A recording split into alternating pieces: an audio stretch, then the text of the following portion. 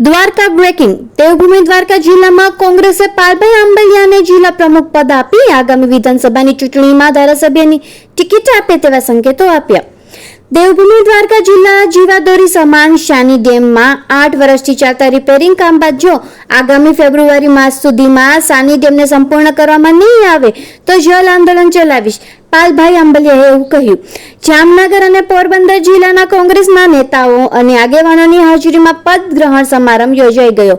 ભૂતકાળની ચૂંટણીઓમાં હારના અનેક કારણો અને બૂથ લેવલના કાર્યકરોને નવા જોમ અને જોશથી નવી જાગૃતિ લાવવા અને કોંગ્રેસને મજબૂત કરવાનો નિર્ણય લેવામાં આવ્યો। આજે દેવભૂમિ દ્વારકા જિલ્લા અને જામનગર જિલ્લાના કોંગ્રેસ ભૂતપૂર્વ સાંસદ અને ધારાસભ્ય વિક્રમ માડમ અને ઓલ ઇન્ડિયા કોંગ્રેસ કમિટી સેવાદળના અધ્યક્ષ લાલજીભાઈ દેસાઈની હાજરીમાં દેવભૂમિ દ્વારકા જિલ્લા કોંગ્રેસ પ્રમુખ તરીકે પાલભાઈ આંબલિયાની વિધિવત વરણી કરવામાં આવી।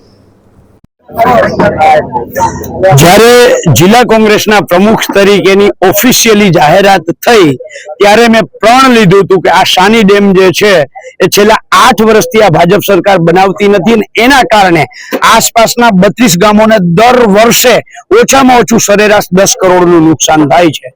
તો તેની સામે લડાઈ કરવા માટે આવતા 1 વર્ષની અંદર શાની ડેમનું જે પાણી દરિયામાં વહી જાય છે એ વહેતું અટકાવવા માટે આવતા ચોમાસામાં પાણી ન જાય એના માટે જેટલા કાર્યક્રમો કરવા પડશે એટલા કાર્યક્રમો કરવાની તૈયારી છે અને એના ભાગરૂપે આજે આ પહેલો કાર્યક્રમ હતો। આવનારા દિવસોમાં જો સરકાર ફેબ્રુઆરી મહિનાની સુધીમાં આ ડેમના પાટિયા ન ચડાવે તો શાની ડેમમાં જ્યાં પાણી હશે એ પાણીમાં અંદર ઊભા રહી જાય અને જ્યાં સુધી પાટિયા ન ચડે ત્યાં સુધી ઊભા રહેવાની ગણતરી સાથે તૈયારી સાથે જલ સત્યાગ્રહ પણ કરવાની જરૂર પડશે તો કરશું।